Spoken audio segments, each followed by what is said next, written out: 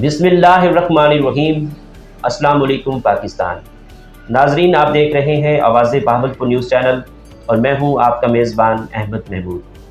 नाजरीन, जैसा कि आप सब जानते हैं कि हम आप लोगों के लिए आज की शख्सियत प्रोग्राम लेकर आया करते हैं। आज मैं आपको जिस शख्सियत का तारुफ़ करवाने जा रहा हूँ, आप किसी तारुफ़ के मोहताज नहीं है।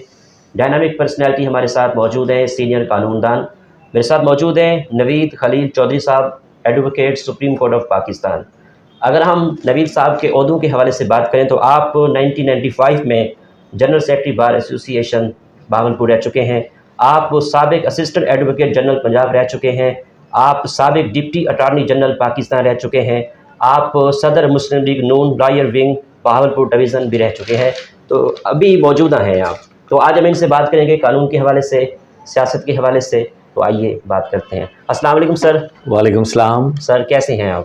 अहमद साहब बिल्कुल ठीक हूँ, खैरियत से हैं? अल्लाह का शुक्र। सर, अगर हम तालीम के हवाले से बात करें तो दुनिया के अंदर जितने लोगों ने कामयाबी हासिल की है तालीम की वजह से की है, तो सर मैं ये जानना चाहूँगा कि आपने अपनी इब्तदाई तालीम कहाँ से हासिल की, तालीमी सिलसिला आपका कैसा रहा? ये आपने बहुत अच्छा क्वेश्चन किया। मैं बहावलपुर में पैदा हुआ, यहीं मैं परवरिश पाई और मैंने यहीं के ही स्कूलों से इब्तदाई तालीम ली।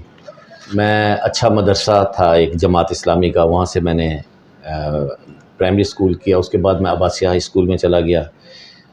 अब्बासिया हाई स्कूल से फिर मैं एससी कॉलेज में चला गया। एससी कॉलेज से मैं यूनिवर्सिटी चला गया, वहाँ से मैंने लॉ कर लिया। लॉ करके मैंने यहाँ प्रैक्टिस शुरू कर दी।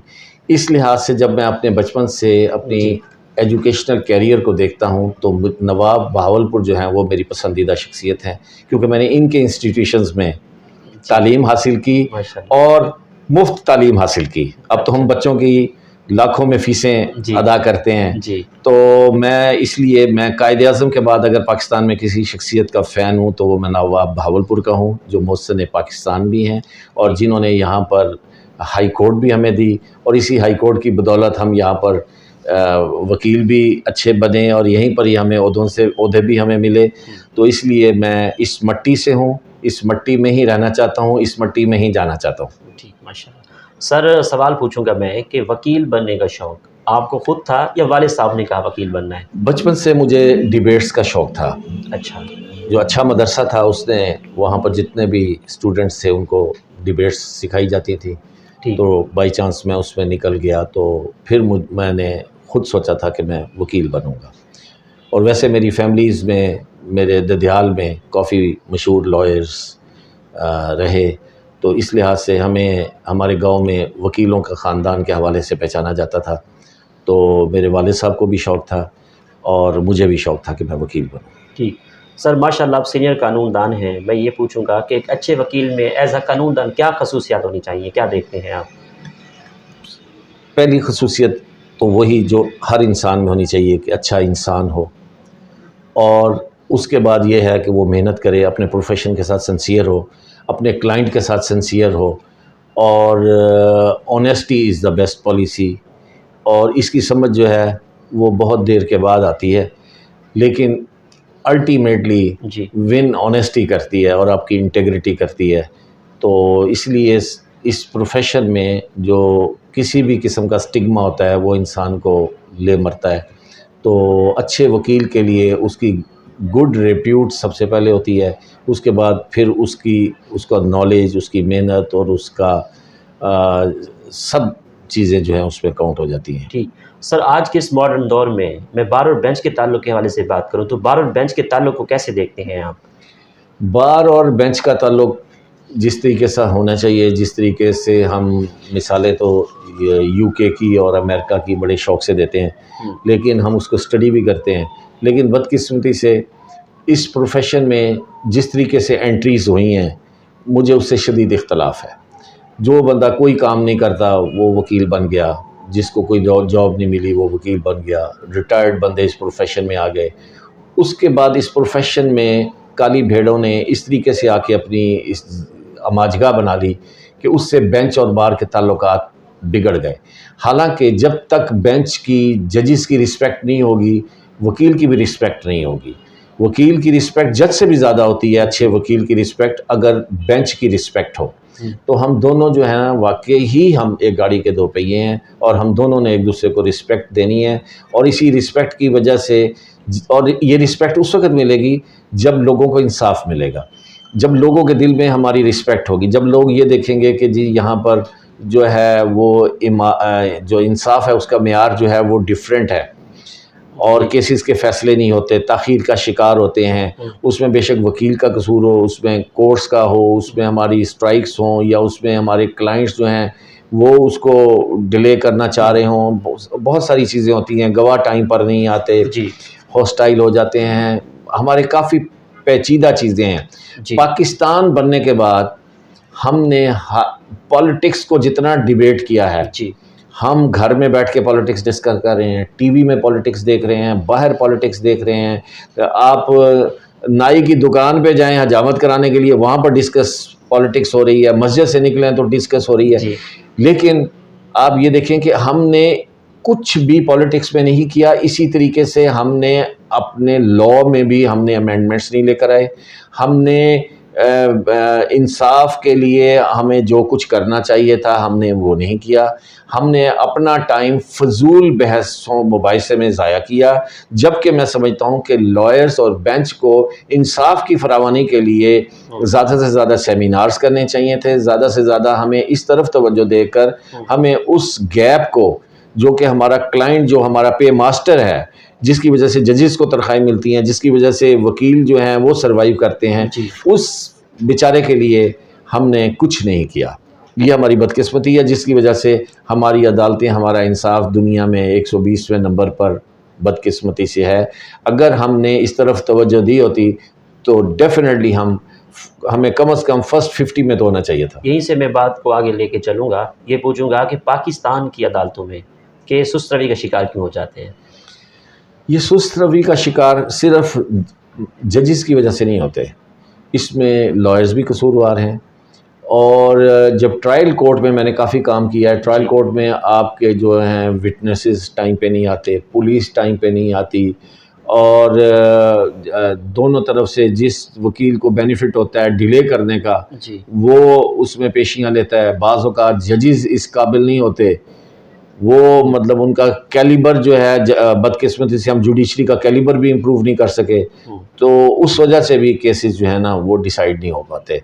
और मेरा दिल तो उस वक़्त खून के आंसू होता है जब हाई कोर्ट में एक आदमी मिंचनाबाद से और फोटाबाद से अपने वकील को रेंट ए कार पे लेकर आता है, और यहाँ पर आके पता चलता है कि लेफ़्ट ओवर हो गया है, या दूसरे वकील साहब ने एडजर्नमेंट की दरख्वास्त दे दी है, बीमारी का बहाना कर लिया है, या कोई और सूरत हाल हो गई है, तो वो क्लाइंट के चेहरे के जो तासुरात हैं वो हमें इस बात की गवाही दे रहे होते हैं कि इसकी आह जो है वो हमारे जुडिशल निज़ाम के ऊपर अल्लाह ताला के पास जा रही है, और इसका डेफिनेटली हमें नुकसान हो रहा है। ठीक सर, वकील मुआशरे की इस्लाह के लिए क्या किरदार अदा कर सकता है? वकील जो है मुआशरे का बहुत अहम सतून है। कानून से वाकफ़ियत हर आदमी को होनी चाहिए, लेकिन वकील को ज़रा ज़्यादा वाकफ़ियत होती है। वकील पॉलिटिक्स में हो, वकील अपनी प्रैक्टिस में हो, मुआशरे का एक कारआमद जो है वो बाशिंदा होता है, शहरी होता है, तो वो जो है चलता फिरता ज्यूरिस होता है। तो उससे हमें ये तवक्को करनी चाहिए कि वो कानून को हाथ में नहीं लेगा, वो दंगा फसाद नहीं करेगा, वो एक बेस्ट सिटीज़न के तौर पर एक मिसाली मुआशरे में अपने आप को कारआमद फ़र्द के तौर पर अपने आप को मनवाएगा, तो फिर जो है एक अच्छा मुआशरा तश्कील पाता है। ठीक सर, आप general secretary high court bar association रह चुके हैं 1995 में, तो मैं ये पूछूंगा उस दौर में आपने क्या डेवलपमेंट करवाई? मैं एक बात आपको बताऊं कि जिस तरीके से हमारा जुडिशल सिस्टम पीछे की तरफ आया, जब मैंने वकालत स्टार्ट की, मैंने 84 में वकालत स्टार्ट की, 86 में मेरे पास हाई कोर्ट का लाइसेंस आया, 95 में मैं जनरल सेक्रेटरी बना। उस वक़्त के जजेस के कैलिबर्स और हमारे सीनियर्स लॉयर्स के कैलिबर्स जो है ना, उसको मैं इतना एंजॉय करता था कि मैं आपको बता नहीं सकता। और उस दौर में बेंच और बार और यहाँ पर आम वकील जो है वो हाई कोर्ट में पेश होते हुए घबराता था, उसको पता था कि भाई हाई कोर्ट में जाना है अच्छा। तो मुझे वेल ड्रेस्ड भी होना है और मुझे पूरे तरीके से किताबें भी मेरे पास होनी हैं और फिर जाकर मैं यहाँ आर्गूमेंट्स कर सकूँगा। मैं मुंह उठाकर जाकर आर्गूमेंट्स नहीं कर सकूँगा। तो हमारे दौर में जजेस का हमारे साथ बहुत अच्छा बिहेव होता था और बहुत बड़े बड़े जजेस, जस्टिस मुनीर खान साहब और जस्टिस शरीफ साहब और खिज़र हयात साहब, और लाहौर से बहुत अच्छे जजेस आते थे और यहाँ पर बहुत बड़े नाम चौधरी नसीर साहब लॉयर्स, चौधरी सतार साहब, महमूद भट्टी साहब, मलिक मोहम्मदीन साहब, जस्टिस फ़रक साहब, अल्लाह उनको ज़िंदगी दे, वो अभी भी हैं, प्रैक्टिस नहीं करते, लेकिन ये वो लोग थे जिनको हम आइडियलाइज़ करते थे। ठीक। और ये अपने शागिर्दों को जो है वो बताते भी थे, लेकिन अफसोस कि वो इनके जाने के बाद यहाँ पर अब उस तरह का इंस्टीट्यूशंस ये नहीं रहा। ठीक। सर, मौजूदा मैं हाई कोर्ट की सियासत के हवाले से बात करूँ तो मौजूदा हाई कोर्ट की सियासत को कैसे देखते हैं आप? मौजूदा सियासत, तादाद वकला की काफ़ी इंक्रीज़ हो गई है, पैसे का मलदखल बहुत ज़्यादा आ गया है। अब यहाँ पर इलेक्शन लड़ना जो है वो एक आम आदमी के बस से बाहर चला गया है। करोड़ों रुपए इन्वेस्ट होकर एक बंदा प्रेसिडेंट बनता है, सेक्रेटरी भी बहुत ज़्यादा अब ह्यूज अमाउंट जो है सर्व करके बनते हैं। ये कोई अच्छी डायनामिक्स नहीं है। इससे जो बहुत सारे वो लोग जो डिज़र्व करते हैं इस प्लेटफॉर्म पे, लेकिन वो इतने एक्सपेंडिचर्स की वजह से वो आगे नहीं आते। ठीक। सर, जो मौजूदा रजीम है हाई कोर्ट को लेकर वकला के हवाले से कोई काम कर रहे हैं? ये तो मौजूदा की बात कर रहा हूँ, जो इससे पहले रह चुके हैं उन्होंने हाई कोर्ट के हवाले से कुछ काम किए, कोई डेवलपमेंट करवाई, इस बारे में क्या कहेंगे? हाँ, कुछ, ये सारे तो ऐसे नहीं होते, कुछ ने बहुत अच्छे काम किए और यहाँ पर मतलब काफ़ी बेहतरी आई, लेकिन बहुत सारे जो हैं वो दौर में काम भी नहीं होते। अब पिछले दौर में यहाँ पर बहुत ज़्यादा वो होते रहे हैं, फंक्शंस होते रहे हैं। उससे पहले यहाँ पर हमारे नवाज़िश साहब प्रेसिडेंट थे, उन्होंने हमारी लाइब्रेरी बनवाई, उसको उन्होंने डिजिटल किया और इस तरीके से बहुत सारे अच्छे भी यहाँ पर काम होते रहे हैं। चौधरी रियाज साहब ने यहाँ पर बाद में बहुत अच्छा काम किया। ठीक। सर, साबिक असिस्टेंट जनरल एडवोकेट पंजाब रह चुके हैं आप, इसका क्या मकसद होता है, कब बने आप, कितना टेन्योर रहा आपका? जी, मैं 5 ईयर्स मैं असिस्टेंट एडवोकेट जनरल पंजाब रहा। उसके बाद फिर मैं जो है डिप्टी अटॉर्नी जनरल पाकिस्तान बन गया। 5 ईयर्स में वो रहा। तो 10 ईयर्स जो हैं 2009 से लेकर 2018 तक मैंने ये सेंट्रल में, वफाक में और पंजाब में मैंने अपनी खिदमत अंजाम दी हैं और मेरा बड़ा अच्छा टेन्योर रहा है और मैं उससे बड़ा खुश रहा हूँ। ठीक।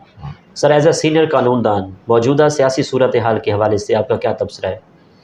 मौजूदा सियासी सूरत हाल में एक चीज़ बड़ी बदकिस्मती से आ गई है कि पहले हमारे जो पॉलिटिशियंस थे वो आपस में लड़ाई झगड़े कर उन्होंने बहुत कुछ सीख लिया था और उन्होंने आपस में मिसाक जमहूरियत जैसे मुआहदे किए और उनको ये अंदाज़ा हो गया था कि जब तक हम इकट्ठे नहीं रहेंगे हम पाकिस्तान को तरक्की की जानिब गामज़न नहीं कर सकते। लेकिन बदकिस्मती से इमरान खान के आने के बाद हमारा कल्चर चेंज हो गया पॉलिटिक्स का, टोटली इसने ना डायनामिक्स हमारे चेंज कर दिए। जो हमारे यंग लॉर्ड्स थी उसको मिसगाइड किया गया, उसको नए नए नारे दिए गए और उसको गलतफहमी का शिकार कर दिया। मुझे इमरान खान से कोई गिला नहीं, सवाई इस गिले के उसने कि हमारी नौजवान नस्ल की उम्मीदों पे पानी फेर दिया। इससे बहुत तकलीफ़ होती है, दुख होता है कि आप काश आप अपने जो आपने वादे किए उसका आप 10वां हिस्सा भी कर देते तो बहुत अच्छा था। और अब उन्होंने इस तरीके से यहाँ पर कॉन्स्टिट्यूशनल बहरान पैदा कर दिया है कि ये एज ए लॉयर मुझे बिल्कुल ये चीज़ अच्छी नहीं लगती कि दुनिया में हमारा मजाक उड़ाया जाए कि यहाँ पर कॉन्स्टिट्यूशन की कोई कदर ही नहीं है। और ये बड़ी मुश्किल से जुल्फ़कार अली भुट्टो साहब ने हमें कॉन्स्टिट्यूशन दिया था जिस पर तमाम अपोजिशन भी मुत्तफ़िक थी और लेकिन अफसोस होता है कि इसकी धज्जियाँ अब बखेरी जा रही हैं और इसके लिए मैं सुप्रीम कोर्ट को सलाम पेश करता हूँ कि उन्होंने जो लोग तो कहते हैं कि रात को उन्होंने अदालतें खोली, मैं कहता हूँ कि उनको ये शाम को ही अदालत खोल देनी चाहिए थी ये रवैया देखकर कि इतने दिनों से ये वोट ऑफ नो कॉन्फिडेंस नहीं होने दे रहे। कॉन्स्टिट्यूशन की बहाली किसी फ़र्द वाहिद की बहाली नहीं है। ये मैं बात लोगों की गलतफहमी दूर कर दूं कि जो कि ये नारे लगाकर उनको बताया जाता है कि ये जी गरीब के लिए और कानून है और अमीर के लिए, और सुप्रीम कोर्ट ने किसी गरीब और अमीर के लिए अदालतें नहीं खोली थी, उन्होंने 22 करोड़ अवाम के लिए अदालतें खोली थी, आइन की बालादस्ती के लिए अदालतें खोली थी और नज़रिया ज़रूरत को दफन कर दिया। इसलिए मैं इस फैसले से बहुत खुश हूँ जो सुप्रीम कोर्ट ने फैसला दिया। ठीक सर, आप सदर मुस्लिम लीग नून बहावलपुर डिवीज़न हैं, तो मैं ये पूछूंगा कि इस्लामी जमहूरिया पाकिस्तान वज़ीर आज़म मियां मोहम्मद शहबाज शरीफ की लीडरशिप को कैसे देखते हैं? वो आप खुद ही देख रहे हैं, अभी उनको आए हुए हफ्ता भी बड़ी मुश्किल से हुआ है। तो जिस तरीके से उन्होंने कराची से लेकर पेशावर तक उन्होंने अपने दौरे शुरू कर दिए हैं, जिस तरीके से उन्होंने मेट्रो इस्लामाबाद जारी कर दी है, और मोटरवेज़ पिछले दौर में जिस तरीके से बनी, जिस तरीके से लोड शेडिंग कंट्रोल हुई जी, और बहावलपुर के हवाले से आप देखें किडनी सेंटर जो है ये भी मियां नवाज शरीफ के दौर में बना। शहबाज शरीफ साहब ने यहाँ पर झांगीवाला में, जिसको अब सादिक मोहम्मद खान अब्बासी हॉस्पिटल का नाम दिया गया, और यहाँ पर और भी बहुत सारे बहावलपुर से तो इनको ख़ास मोहब्बत और प्यार है, और बहावलपुर के लिए तो वो बहुत काम करते हैं, इसको अपना दूसरा घर कहते हैं। जी, यहाँ पे मैं सवाल पूछूंगा कि हमारे बहावलपुर में मियां मोहम्मद शहबाज शरीफ ने बसें दी थी तोहफा में, लोधरा के लोग बहावलपुर में आते थे, बहावलपुर के लोग लोधरा जाते थे।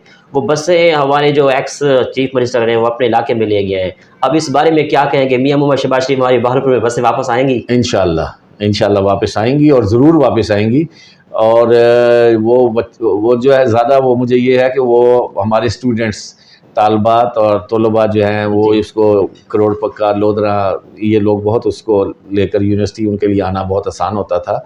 और देखें, मैं हैरान हूँ कि बुज़दार साहब से कि आपको अल्लाह ताला ने इतनी इज़्ज़त दी, आप अपनी और बसें वहाँ के लिए शुरू कर सकते थे, आपने ज़रूर बहावलपुर से ये बसें लेनी थी।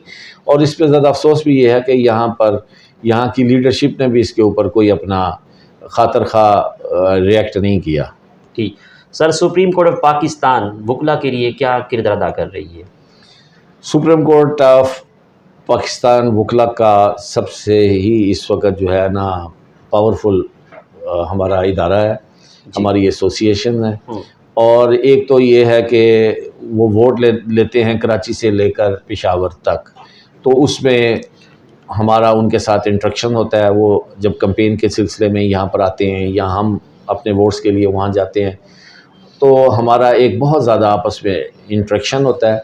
और उसके बाद भी आप देखेंगे जब भी पाकिस्तान पे कोई नाजुक वक्त आया है, जब भी किसी डिक्टेटर ने या किसी सिविल डिक्टेटर ने या फ़ौजी डिक्टेटर ने हमारे आइन के ऊपर ज़रब लगाने की कोशिश की है, तो हमारा सुप्रीम कोर्ट ऑफ पाकिस्तान का इदारा जो है वो सबसे पहले फ्रंट पर आया है। हमारी पाकिस्तान बार कौंसिल फ्रंट पे आई है, हमारी पंजाब बार कौंसिल फ्रंट पे आई है, और उन्होंने आइन की बालादस्ती के लिए बहुत ज़्यादा कुर्बानियाँ दी हैं। ठीक, पंजाब बार कौंसिल वकला के लिए कुछ किरदार अदा कर रही है? जी,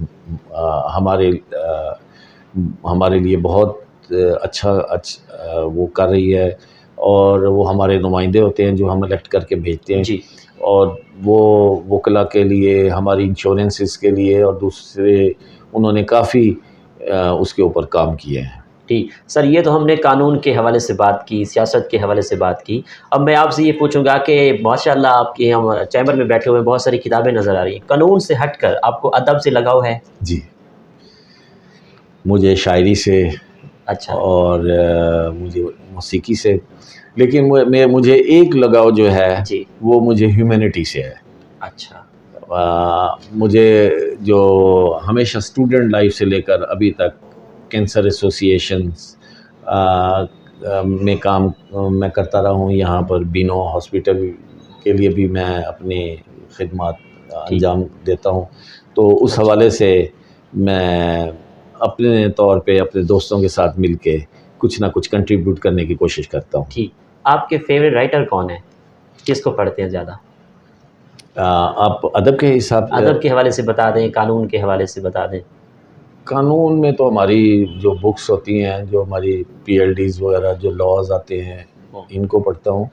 और मुझे UK की सुप्रीम कोर्ट के भी फ़ैसले बहुत अच्छे लगे हैं, वहाँ से भी मैं गाइडलाइन लेता हूँ।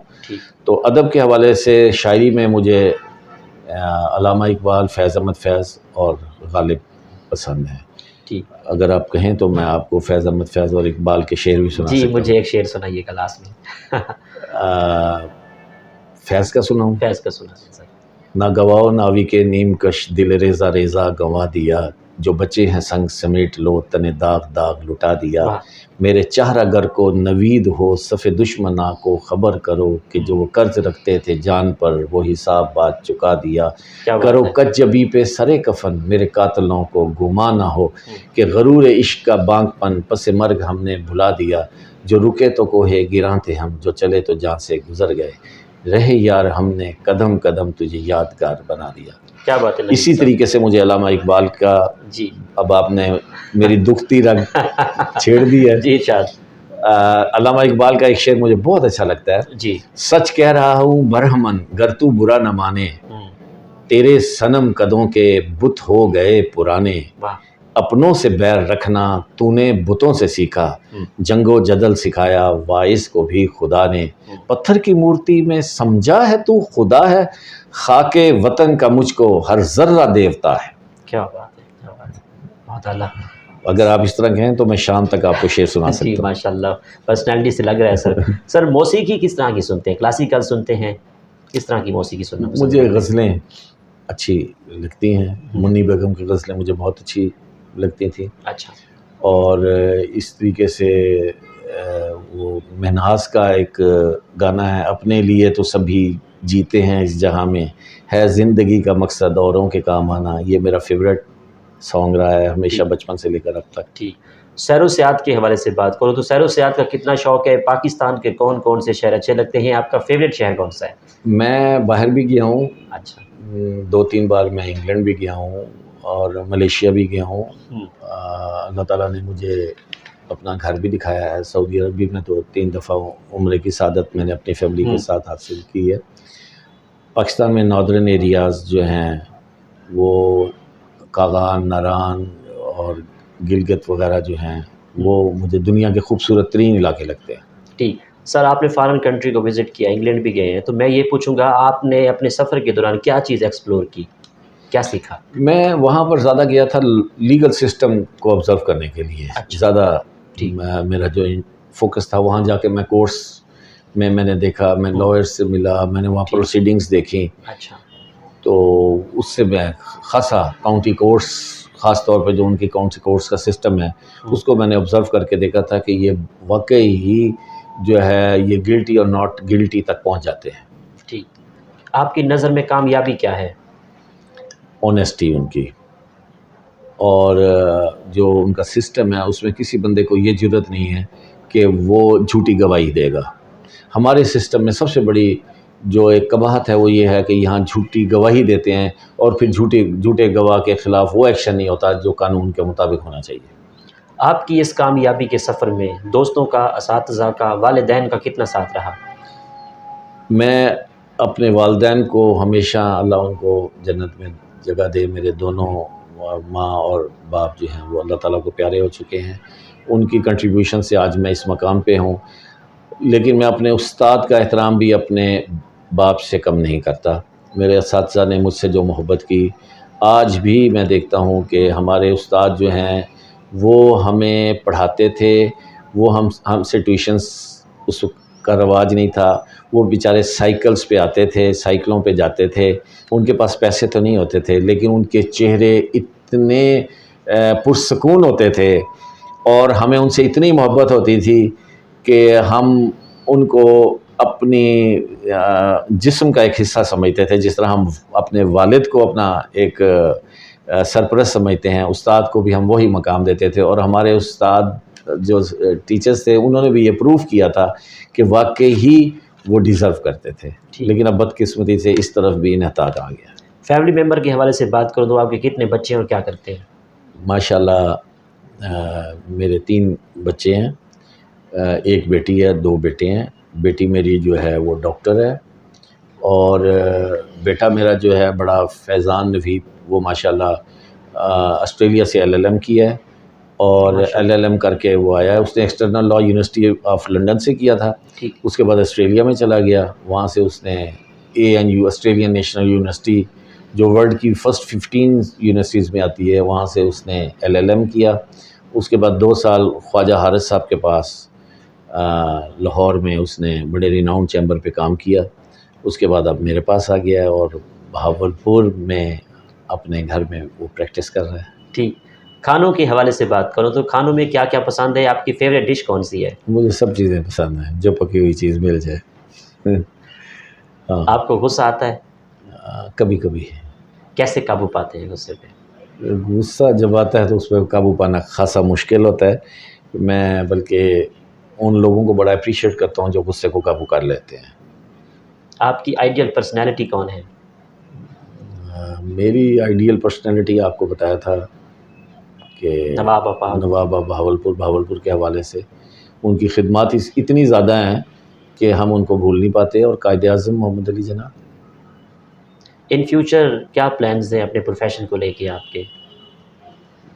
मैं अपने प्रोफेशन में तो जा ही रहा हूँ, मैं काम कर रहा हूँ, लेकिन मेरी ख्वाहिश ये है जी कि जो यंगस्टर्स इस प्रोफेशन में आ रहे हैं वो अपना नाम पैदा करें, वो मतलब आगे अच्छे तरीके से वो अपना फ्लोरिश करें। ठीक सर, आखिर में सुनने वालों को, देखने वालों को, वकला बरादरी को एज अ सीनियर कानूनदान क्या मैसेज है आपका? मेरा मैसेज ये है कि ये मुल्क हमारा है, हम इस मुल्क से हैं और आप यकीन करेंगे दुनिया का बेहतरीन खूबसूरत तरीन अल्लाह ताला ने ये हमें एक जन्नत का टुकड़ा दे दिया है। हमें इसकी कदर करनी चाहिए। हम दुनिया में आना है, इंसान ने चले जाना है, लेकिन हमें अपने आने वाली नस्लों के लिए कंट्रीब्यूट करना चाहिए।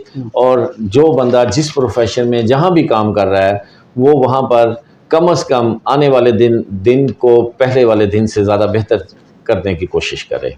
ठीक sir, thank you so much, आपसे बात करके बहुत अच्छा। बहुत शुक्रिया आपका। Thank you. जी तो नाजरीन, आपने आज की शख्सियत प्रोग्राम सुना। एक नए प्रोग्राम में मुलाकात होगी, तब तक अल्लाह हाफिज़, अल्लाह निगहबान, पाकिस्तान जिंदाबाद।